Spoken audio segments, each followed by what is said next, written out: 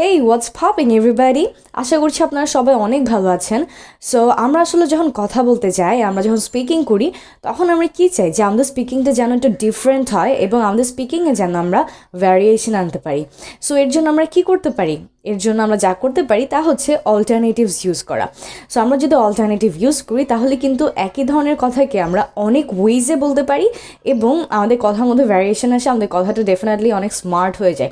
So আমরা কীভাবে একটা ওয়ার্ডের অল্টারনেটিভটাকে ইউজ করতে পারি আজকের লেসনে কিন্তু আমরা তাই দেখে নেব। So well guys, I am Noore Jannat Meem and today we're going to discuss about alternatives and how can we use alternatives in our speaking. So আজকে আমরা খুবই কমন একটা ওয়ার্ড পিক করছি। আজকে আমরা যে ওয়ার্ডটা নিয়ে ডিসকাস করব, আমাদের ওয়ার্ডটা হচ্ছে SAID।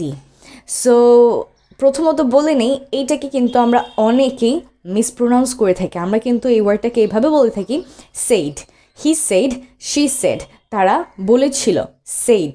কিন্তু এর প্রোনাউন্সিয়েশন কিন্তু আসলে সেইড না, আমরা এটাকে এভাবে বলবো said, said, simply said, SAID, said.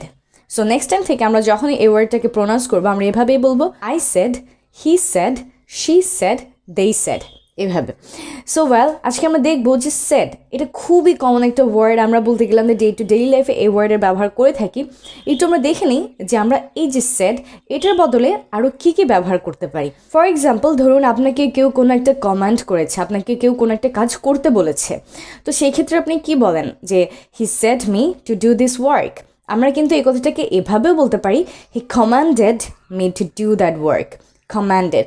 So said এটার বদলে আমরা ইউজ করতে পারি কমান্ডেড। এবং এরকমই আরেকটা ওয়ার্ড আছে, সেটা হচ্ছে dictated, dictated. So similar meaning, আমরা চাইলে এভাবে বলতে পারি he commanded or he dictated, অথবা সে বলেছে আমাকে এই কাজটি করতে, তখন আমরা কি বলবো হি commanded me to do that, অথবা he dictated me to do that। এভাবে করে কিন্তু আমরা সেড এই কথাটার বদলে এই দুটো ওয়ার্ডকে ব্যবহার করতে পারি, commanded or dictated। Now let's get to another situation. For example, কেউ চাচ্ছে যে তার কথাটা অন্য সবাই জানুক এবং সে এরকম একটা কথা বললো যেটা সে চায় যে সবাই জানুক, তখন আমরা কিন্তু একটা ওয়ার্ডের ব্যবহার করতে পারি, সেটা হচ্ছে announced, কারণ এটা কিন্তু একটা অ্যানাউন্সমেন্টের মতোই। Now let's consider a sentence. They said they are going to be married.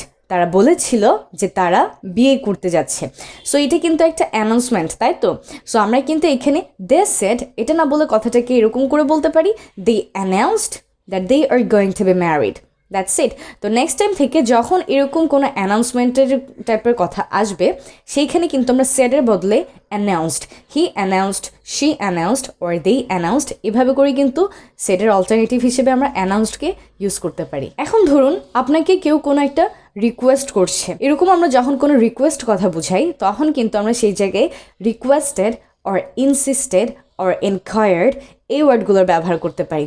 So এর মানে হচ্ছে কাউকে কোনো একটা রিকোয়েস্ট করা। যেমন আমি বলতে পারি he said me to do this for him, সে আমাকে বলেছিল তার জন্য এটা করতে। তো এটাকে আমি কীভাবে বলতে পারি he requested me to do this for him, that's it. অথবা he insisted me to do that for him, that's it. অথবা আমরা এটাকে এভাবে বলতে পারতাম he enquired me to do that for me. So যখন আমরা বলি requested or enquired or insisted, তার মানে হচ্ছে অন্য কেউ চাচ্ছে যে আমরা এই কাজটা করি। They are requesting us, they are enquiring us whether we can do it or not. So সেডের বদলে কিন্তু আমরা এই সবগুলো ওয়ার্ডের ব্যবহার করতে পারি। এখন যেটা করতে হবে সেটা হচ্ছে, আমি জাস্ট একটা এক্সাম্পল দিয়ে সেড ওয়ার্ডটাকে একটা এক্সাম্পল হিসেবে আজকে আমি আপনাদেরকে দেখিয়ে দিলাম যে কীভাবে আমরা অন্য ওয়ার্ডগুলো ব্যবহার করতে পারি। তো আমরা কি করব, আমাদের যে মোস্টলি কমন ইউজড ওয়ার্ডগুলো আছে সেগুলোকে আইডেন্টিফাই করা ট্রাই করব এবং এর অল্টারনেটিভগুলো খুঁজে বের করা ট্রাই করব।